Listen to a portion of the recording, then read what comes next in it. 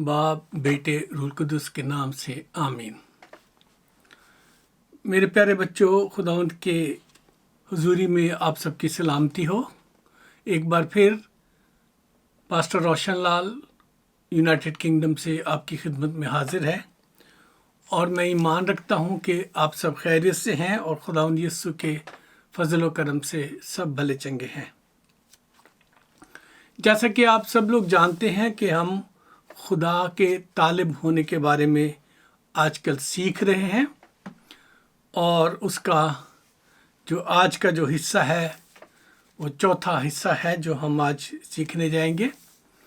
तो आपको याद होगा कि जो हमारी बुनियादी आयत थी जिससे हम इस बात पे गौर करने के लिए हमने शुरू किया था बातचीत, और वो जो है खुदा के कलाम में होशिया नबी की किताब में से और उसके 10 बाब की 12 आयत से हमने इस कलाम की बातचीत को, खुदावंद की हुजूरी को, कि कैसे हम और खुदा के तालिब होने का क्या मतलब है, कैसे हम उसे हासिल कर सकते हैं, इसके बारे में सीखना शुरू किया था। मैं फिर से दोहराए देता हूँ ताकि आपको याद आ जाए। होशिया नबी की किताब 10 बाब 12 आयत, वहाँ लिखे, अपने लिए सदाकत से तुखम रेजी करो, सो to your self in righteousness, शफकत से काटो, रीप इन द मर्सी, अपनी उफ्तादा ज़मीन में हल चलाओ, break up your follow ground, क्योंकि अब मौका है कि तुम खुदावंद के तालिब हो। सीक द लॉर्ड, ताकि वो आए और रास्ती को तुम पर बरसाए। Seek the Lord till he come and rain righteousness upon you. सो इसका आज हम चौथा हिस्सा सीखने जा रहे हैं और इस चौथे हिस्से में हम जो सीखने जा रहे हैं कि हमें खुदा के तालिब होने की क्या बरक़ात मिलेंगी। जी हाँ, हमें खुदा के तालिब होने की हमें क्या बरक़ात मिलेगी। सबसे पहली बरकत जो है खुदा के तालिब होने की, वो है खुदा से आपका मिलाप। आप खुदा को पा लेते हैं। मत्ती रसूल की इंजील 7 बाब 7 और 8 आयत, खुदा के कलाम में इस तरह से लिखा है, मांगो तो तुमको दिया जाएगा, ढूंढो तो पाओगे, दरवाज़ा खटखटाओ तो तुम्हारे वास्ते खोला जाएगा। जी हाँ, फिर से सुनिए, मांगो तो तुम को दिया जाएगा, ढूंढो तो पाओगे, दरवाज़ा खटखटाओ तो तुम्हारे वास्ते खोला जाएगा। जी हाँ, अगली आयत है, क्योंकि जो मांगता है, 8वीं आयत है, जो मांगता है उसे मिलता है, और जो ढूंढता है वो पाता है, और जो दरवाज़ा खटखटाता है उसके वास्ते खोला जाएगा। जी अजीज़ों, जो उसके तालिब होकर उसके पास आते हैं, जो अपने दिल की तलब के साथ उसके पास बैठते हैं, जो उससे चाहते हैं कि वो बातें करे, जो चाहते हैं कि वो उन्हें बयान करे, जो चाहते हैं कि उनकी ज़िंदगियाँ उसके ज़रिए से बदले, तो उनके लिए खुदावंद का ये आज का कलाम का पहला पॉइंट है। जी हाँ, क्योंकि दाऊद नबी अपने बेटे सुलेमान को और बनी इसराइल कौम के सरदारों को अपने आखिरी खिताब में खुदा के तालिब होने को बयान करता है, और अपने बेटे सुलेमान से भी वो कहता है कि अगर तू उसे ढूंढे तो वो तुझे मिल जाएगा। अगर आप देखना चाहते हैं तो मेरे साथ खोलें पहला तवारीख, उसका 28 बाब, उसकी 8 और 9 आयत है। जी हाँ, first chronicles chapter 28 versus 8 and 9। जी हाँ, खुदा के कलाम में ये इस तरह से लिखा है, बस अब सारे इसराइल यानी खुदावंद की जमात के रूबरू اور ہمارے خدا کے حضور تم خداوند اپنے خدا کے سب حکموں کو مانو اور ان کے طالب ہو. کیا ہونا ہے؟ خدا کے جو احکام ہیں ان کا طالب ہونا ہے. We must have to seek the every word of God. تاکہ تم اس اچھے ملک کے وارث ہو سکو. To inherit the good country, the good land, promised land. اور اسے اپنے بعد اپنی اولاد کے واسطے ہمیشہ کے لیے میراث چھوڑ جاؤ تاکہ so you can inherit it, to leave it for your coming offspring or your generations. So inherit it from the God through the seeking and leave it for your children. And then he speaks to Solomon. سلیمان سے کہتا ہے کہ اور تو اے میرے بیٹے سلیمان اپنے باپ کے خدا کو پہچان. اپنے باپ کے خدا کو پہچان. ٹھیک ہے؟ تو recognise the father, your fathers God, اور روح کی مستعدی سے اس کی عبادت کر. اپنی پوری اسپرچولیٹی کے ساتھ اس کی کیا کرنی ہے؟ عبادت کے انڈیور کرنا ہے، اس کی پرستش کرنی ہے، اس کی عبادت کرنی ہے. کیونکہ خداوند سب دلوں کو جانچتا ہے اور جو کچھ خیال میں آتا ہے اسے پہچانتا ہے. کیونکہ خدا ہمارے دلوں کو جانچتا ہے اور پھر وہ کیا کرتا ہے کہ جو کچھ ہمارے دل میں خیال آتا ہے اسے وہ کیا کرتا ہے؟ پہچانتا بھی ہے. اگر تو اسے ڈھونڈے، جی ہاں، سلیمان سے اس کا باپ کہہ رہا ہے اگر تو اسے ڈھونڈے تو وہ تجھ کو مل جائے گا، اور اگر تو اسے چھوڑ دے تو وہ ہمیشہ کے لیے تجھے رد کر دے گا. سو داؤد نبی اپنی آخری نصیحت میں اپنے بیٹے کو کیا فرما رہے ہیں؟ کہہ رہے ہیں کہ اگر تو اسے ڈھونڈے تو وہ تجھے مل جائے گا. اور مسیح یسوع نے بھی کیا کہا کہ ڈھونڈو تو پاؤ گے. سو عزیزو، خدا کے طالب ہونے کے لیے جو سب سے پہلی برکت جو ہے وہ یہ ہے کہ آپ جو ڈھونڈنے والے ہیں خدا انہیں مل جاتا ہے اور وہ اپنے طالبوں کو مایوس نہیں کرتا. میں اپنی زندگی کی آپ کو گواہی دینا چاہتا ہوں کہ میں نے جب بائبل کو 12.5 سال کی 12 سال کی عمر میں پڑھنا شروع کیا تو مجھے بہت سارے سوالات میرے دماغ میں اٹھے اس مسیحی فرقے کے بارے میں جو جن میں ہم غیر قوموں میں سے مسیحی بن کر آئے تھے، اور مجھے ان کا جواب نہیں ملتا تھا. تو خدا نے اپنے بندہ پاسٹر سخاوت کے ذریعے سے مجھے اس سارے کلام کی باتوں کو سمجھایا، بیان کیا اور میری مدد کی. جی ہاں، سمجھایا، اس نے بیان کیا اور میری مدد کی، اور میں خدا کی طلب میں آگے بڑھتا چلا گیا کیونکہ میں خدا کی تلاش میں نکلا تھا. میں خدا کو ڈھونڈ رہا تھا کہ وہ سچا خدا جو اس بائبل میں لکھا ہوا ہے وہ کہاں ہے، وہ کہاں ملے گا، وہ کیسے ملے گا. تو اس لیے جو سب سے پہلی جو برکت ہے جب ہم خدا کو سیکھ کرتے ہیں تو پہلی برکت یہ ہے کہ وہ ڈھونڈنے والوں کو مل جاتا ہے. اور دوسری جو بات ہے جو کلام کے مطابق سکھانے جا رہا ہوں، جو ہم سیکھنے جا رہے ہیں پاک روح کے ذریعے سے، وہ ہے جب ہم خدا کو سیکھ کرتے ہیں، جب ہم اس کے ساتھ بیٹھتے ہیں، جب ہم اس کی حضوری میں آتے ہیں تو وہ کیا کرتا ہے؟ ہماری آواز کو سنتا اور ہمارے باتوں کا سن کر جواب دینا شروع کر دیتا ہے. جی ہاں، ہم ہوا میں باتیں نہیں کر رہے ہوتے، ہم ایک خالی کمرے سے باتیں نہیں کر رہے ہوتے ہیں، ہم کسی سلیب کے سامنے بیٹھ کے باتیں نہیں کر رہے ہوتے، ہم کسی اسٹیچو کے سامنے بیٹھ کے باتیں نہیں کر رہے ہوتے۔ ہم کس سے باتیں کر رہے ہوتے ہیں؟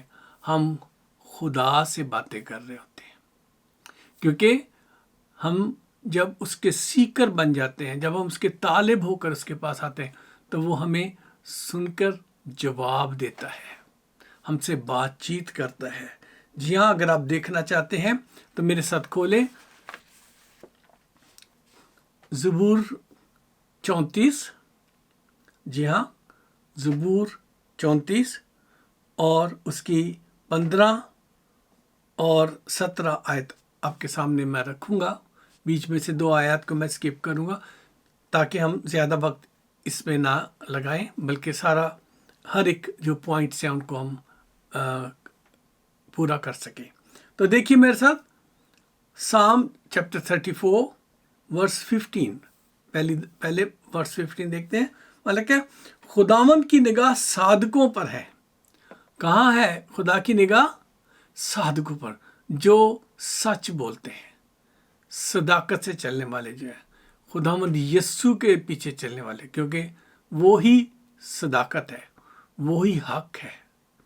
کیونکہ جیسس نے کہا تھا کہ I am the way and the truth and the life. تو ٹروتھ جو ہے، اس کے ماننے والے جو ہیں، ان پر کس کی نگاہ ہے؟ خدا کی نگاہ ہے، یہوہ کی نگاہ ہے ان پر، اور اس کے کان ان کی فریاد پر لگے رہتے ہیں۔ His ears are attentive to listen their prayers۔ ان کی دعا پر، ان کی فریاد پر اس کے کان لگے رہتے ہیں۔ He is attentive۔ اس کے کان آپ کی دعا پر لگے رہتے ہیں، وہ آپ کی دعاؤں کو سن کر جواب دیتا ہے، وہ آپ سے باتیں کرتا ہے، وہ آپ کو ایسا نہیں چھوڑتا کہ آپ فکر کریں کہ میں نے جو دعا کی ہے اس خدا نے سنا ہے کہ نہیں سنا۔ خدا باپ کے کان جو ہیں وہ صادقوں کی طرف ان کی فریاد پر لگے رہتے ہیں۔ جی ہاں عزیزو، 17ویں آیت ہے اگلے، پھر خدا کی نگاہ صادقوں پر ہے، اس کے کان اس کی دعاؤں پر لگے رہتے ہیں۔ اور 17ویں آیت، صادق چلائے، ورس 17، رائٹیس cried out، اور خداوند نے سنا، and God lord Almighty heard it، اور ان کو ان کے سب دکھوں سے چھڑایا۔ ان کو ان کے کتنے دکھوں سے؟ سب دکھوں سے چھڑایا۔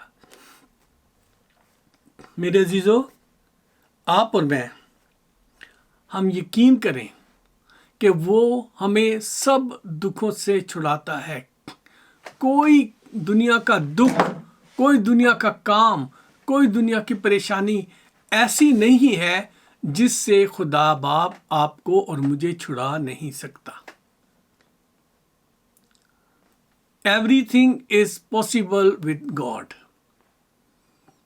صادق چلائے اور خداوند نے سنا، اور ان کو ان کے سب دکھوں سے چھڑایا، سب دکھوں سے۔ میرے عزیزو، خداوند کا وعدہ اس سے بھی بڑھ کر ہے، یعنی صادقوں کی ہی دعا پر نہیں، بلکہ اگر ہم گناہ میں گر پڑیں اور سچے دل سے توبہ کر کے اس کے پاس ہوں اور سچے دل سے اس کے طالب ہو جائیں، یعنی گناہ کی حالت میں بھی اگر ہم سچے دل سے اس کے طالب ہو جائیں، تو وہ ہماری دعائیں سن کر ہمیں یقیناً جواب دیتا ہے۔ جی ہاں، یقیناً جواب دیتا ہے۔ میرے ساتھ دیکھیے دوسرا تواریخ، 2 کرونیکلز 7 باب،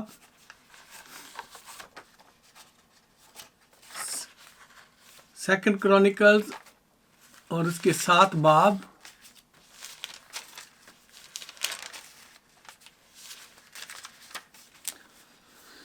اس کی 13 اور 14 آیت۔ دوسرا تواریخ 7 باب 13 اور 14 آیت. یہاں لکھا ہے، اور خداوند رات کو سلیمان پر ظاہر ہوا، اس سے کہا کہ میں تیری دعا سنی اور اس جگہ کو اپنے واسطے چن لیا کہ یہ قربانی کا گھر ہو. اب سنیے 13ویں آیت کہہ رہی ہے، اگر میں آسمان کو بند کر دوں کہ بارش نہ ہو، یا ٹڈیوں کو حکم دوں کہ ملک کو اجاڑ ڈالیں، یا اپنے لوگوں کے درمیان وبا بھیجوں، تب اگر میرے لوگ، غور سے سنیے، یہ بہت امپورٹنٹ بات ہے آپ کے سیکھنے کے لیے، کیونکہ پہلے میں نے آپ سے کیونکہ یہ کہا کہ خدا صادقوں کی سنتا ہے، تو آپ اس سے ڈس اپوائنٹ نہ ہوں. یہ سنیے خدا ان کیا فرماتا ہے. ورس 14 2 کرونیکل چیپٹر 7 ورس 14، اس میں یہ خدا فرماتے ہیں، تب اگر میرے لوگ جو میرے نام سے کہلاتے ہیں خاکسار بن کر دعا کریں اور میرے دیدار کے طالب ہوں. They seek my face. If they seek my face. اور اپنی بری راہوں سے پھریں، تو یو ٹرن کریں اپنے بری عادتوں سے، تو میں آسمان سے سن کر ان کا گناہ معاف کروں گا اور ان کے ملک کو بحال کر دوں گا. ہاللیلویا، ہاللیلویا، آمین. کیونکہ خداوند ہماری گناہ کی حالت میں اگر ہم خاکسار بن کر دعا کریں اور اس کے دیدار کے طالب بن کر، سیکر آف ہز فیس بن کر جب ہم اس کے پاس آ جائیں، تو وہ کیا کرے گا؟ ہمارے لیے آسمان سے سن کر ہمارے گناہوں کو معاف کر دے گا اور ہمیں بحال کرے گا. He will restore us. ہماری جو گناہ کی حالت ہے اور ہماری جو مشکلیں ہیں، ہماری جو مصیبتیں ہیں، ان میں سے وہ کیا کرے گا؟ ہمیں ریسٹور کرے گا. اس لیے عزیزو، ہم کمزور ہو سکتے ہیں، شاید جانے انجانے میں گناہ کے مرتکب بھی ہو، مگر خداوند فرماتا ہے کہ اگر میرے لوگ جو میرے نام کے کہلاتے ہیں، جی ہاں، یہ دوسروں کے لیے اپرچونٹی نہیں ہے، یہ آفر جو ہے صرف اور صرف ان لوگوں کے جو خدا کے لوگ کہلاتے ہیں، جو اس کے ہیں، جو یسوع کے ہیں، جو اس کے نام کے کہلاتے ہیں، میرے دیدار کے طالب ہوں. If they seek my face، تو پھر میں کیا کروں گا؟ ان کے گناہ بھی معاف کر دوں گا اور ان کے ملک کو بحال کر دوں گا. یعنی تمام مشکلیں، تمام بیماریاں، ہر طرح کی مشکلیں وہاں سے ٹل جائیں گی، دور ہو جائیں گی. سو عزیزو، ہم گناہوں کی معافی بھی حاصل کر سکتے ہیں. تو گناہوں کی معافی اور بے باکی سے گناہ کو ترک کر کے ہمیں کیا کرنا ہے؟ خاکسار بننے کی ضرورت ہے. اور خدا کے طالب ہونے سے وہ ہماری دعا کو سن کر نہ صرف جواب دے گا، بلکہ ہمارے گناہوں کو معاف بھی کرے گا اور وہ ہمیں بحال کرے گا. کتنی خوبصورت برکت ہے، کتنی خوبصورت برکت ہے. وہ کہتا ہے میں ان لوگوں کو جو میرے کہلاتے ہیں، جو وہ میرے طالب ہوں گے، میرے دیدار کے طالب ہوں گے، جب وہ مجھے دیکھنا چاہیں گے، تو میں کیا کروں گا؟ ان کے گناہ بھی معاف کر دوں گا اور ان کو کیا کروں گا؟ بحال بھی کر دوں گا. یہ ہے خدا کے طالب ہونے کی جو برکت ہے.